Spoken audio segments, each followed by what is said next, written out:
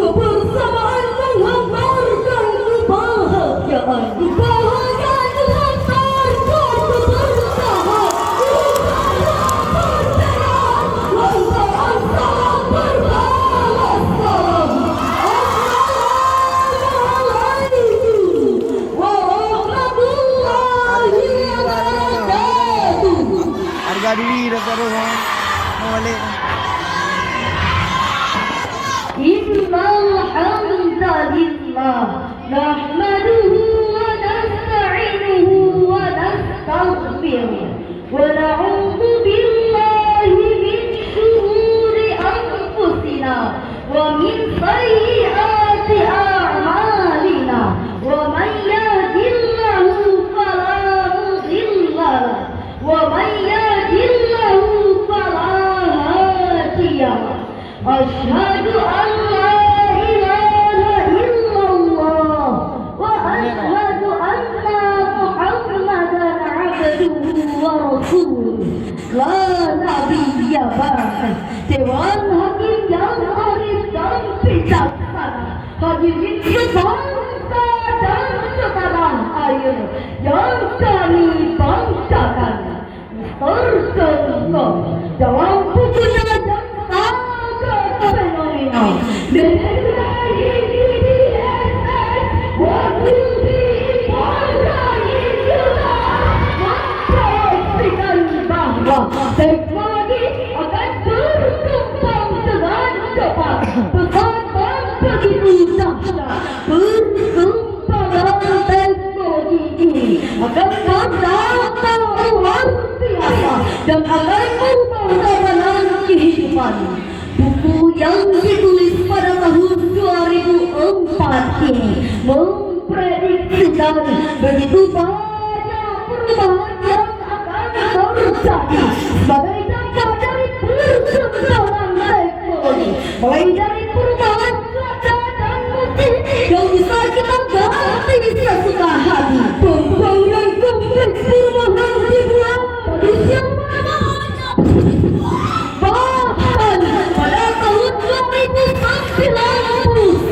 akan diprediksi penggunaan teknologi akan digunakan dalam praktek ibadah keagamaan.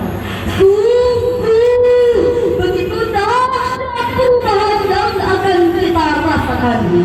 Hadirin, ibarat dua batang pisau, perkembangan teknologi ini akan berdampak sangat besar sekaligus memberikan ancaman bagi praktek ibadah. Perkembangan teknologi informasi telah mengantarkan kita para ekat di mana dalam semakin tersebar luas tak terbatas dari tingkat rendah hingga internasional, dari dunia nyata hingga ke dunia maya, dari musyawarah ruang kemenang hingga mereka dan mengendalikan dari puluhan hingga jutaan kajian yang menggunakan kitab-kitab kuning yang tebal hingga kita berbasis sinar.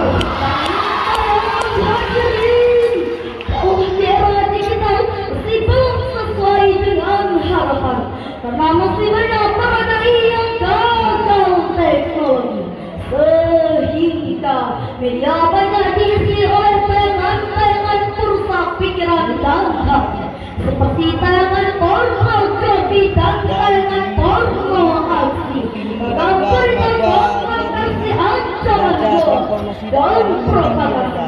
Bahkan media menjadi sarana penyebaran ideologi yang sama jadi diri generasi bangsa ini. Jika ini dibiarkan hadirin, maka generasi muslim yang akan datang semakin terdegradasi. Mengingat betapa pentingnya hal ini, kami utusan saya sendiri ingin menyampaikan sebuah syarat dengan nama reformasi dakwah di era digital. berdasar Al-Quran. Surah An-Nahl ayat 125 akan dibacakan oleh Qari'ah kami berikut ini. أعوذ بالله من الشيطان الرجيم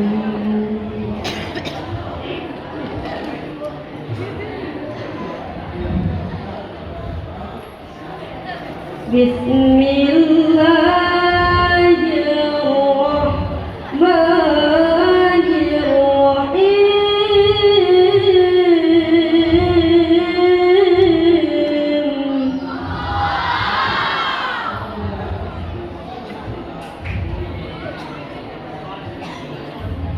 ادع إلى سبيل ربك بالحكمة والموعظة الحسنة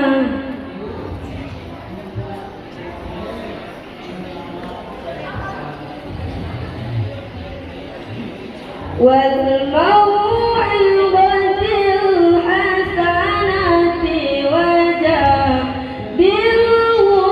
بالتي هي أحسن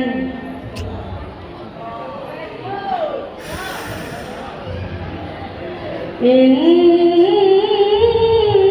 ربك هو أعلم بمن ضل عن سبيله وهو أعلم بالمهتدين.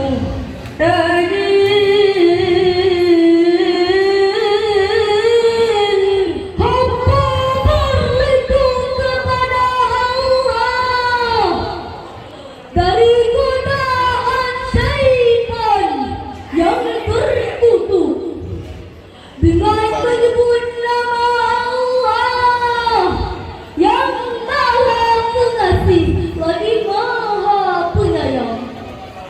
Serulah manusia kepada jalan Tuhanmu dengan hikmah dan pengajaran yang baik, dan berdebatlah dengan mereka dengan cara yang baik. Sesungguhnya Tuhanmu dialah yang lebih mengetahui siapa yang sesat di jalannya, dan dialah yang lebih mengetahui siapa yang mendapat petunjuk. Hadirin wal hadirat rahimakumullah, dalam perspektif ilmu balaghah, ayat tersebut menggunakan gaya bahasa dalam bentuk amar, yaitu sebuah ungkapan yang menunjukkan tuntutan dari atas kepada objek yang di bawahnya.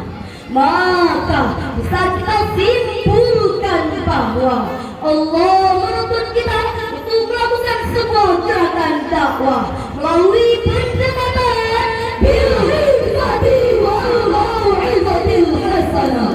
Imam Al-Sa'di dalam kitabnya Taisir Al-Karimir Rahman fi Tafsiri Kalamil Mannan juz 15 halaman 252 menjelaskan bahwa yang dimaksud dengan al-hikmah adalah setiap orang harus didahului dengan keadaan, pemahaman, sambutan serta ketaatannya.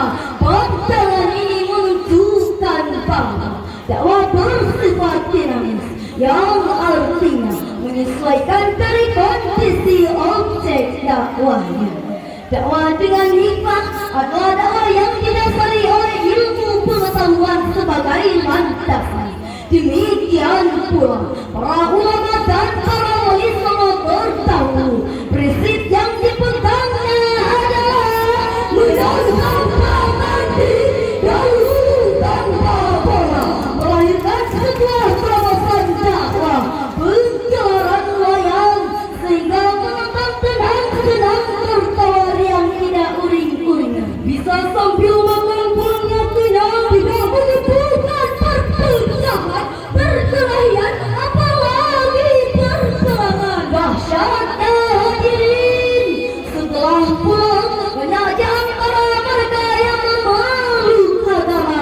Islam.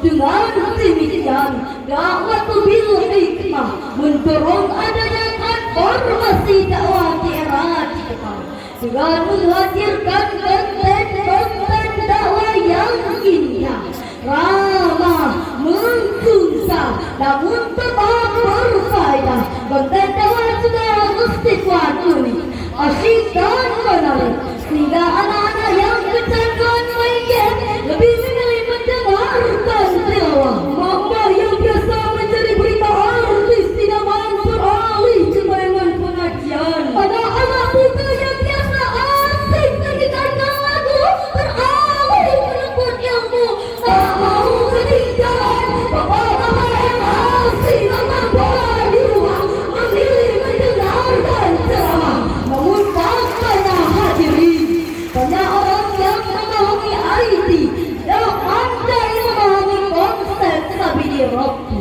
dan sebaliknya banyak orang yang memahami konsep sabili Rabbi tidak pandai mengolah IT. Demikian ungkapan Muktasar PBNU Kiai Haji Ahmad Mustafa Bisri.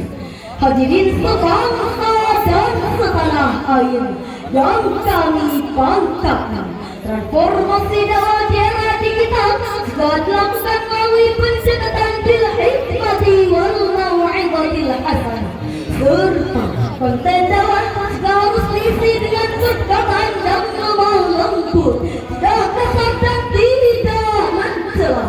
Dakwah di era digital adalah dakwah yang menginspirasi, bukan memprovokasi, apalagi memancing emosi, yang mengajak bukan mengejar, menebarkan kebaikan bukan kebencian, yang menghadirkan rahmat bukan laknat, yang merangkul bukan menghujur. Itulah mengapa ayat ini sangat tepat untuk dijadikan landasan metodis dalam melakukan transformasi dakwah di era digital.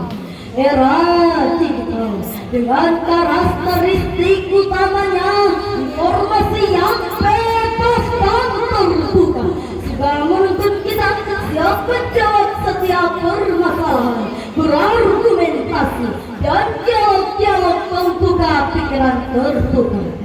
Sosok Syekh Ahmad Zidane dan Dr. Zakir Naik menjadi inspirasi bagi kita semua bahwa dengan diskusi antar agama mampu membuka jutaan pasang mata di dunia akan keindahan dan kebenaran Islam sebagai sebuah agama. Hadirin, begitu besar peluang dakwah melalui media sosial di era digital, namun fakta di lapangan menunjukkan bahwa konten-konten dakwah masih belum menjadi siaran favorit dan jarang viral. Sekalinya viral, biasanya tentang isu-isu Islam yang radikal dan fundamental.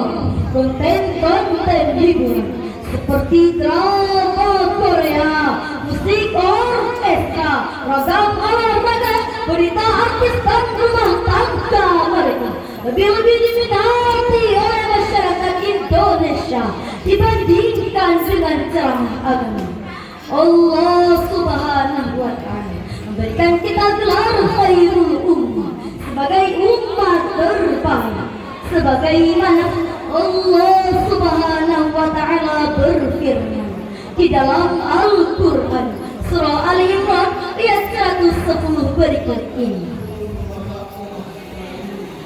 Kuntum khayra ummatin ukhrijat lin-nasi ta'muruna bil ma'ruf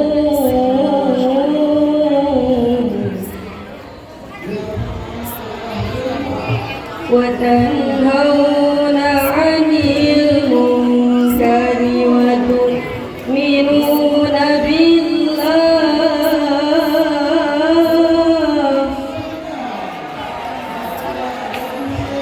walau amana ahlul kitabi lakana khairan lahum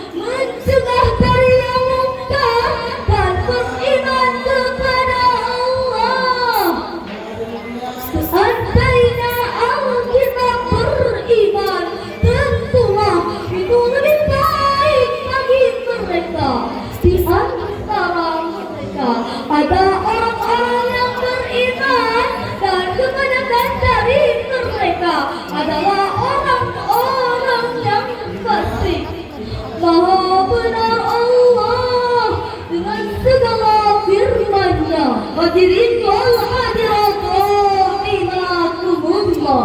Menurut beberapa ulama tafsir seperti Imam Al-Qurtubi dan Imam Al-Baghdadi menyebutkan bahwa yang dimaksud dengan khairul ummah kita sebagai umat Nabi Muhammad sallallahu alaihi wasallam.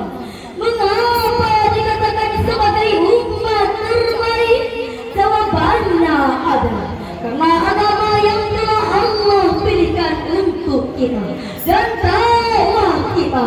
Nahnu afdalu minkum wa dinuna khairun mimma tad'unana ilaihi. Hadirin wal hadirat rahimakumullah. Dari uraian tadi dapat kita simpulkan bahwa transformasi dakwah era digital dilakukan melalui dua bagian. Yang pertama, transformasi dakwah dari tradisional ke era digital. Yang kedua, dari konten dakwah yang menonton menjadi asyik ditonton, dari narasi yang penuh benci menjadi narasi yang menginspirasi, dari debat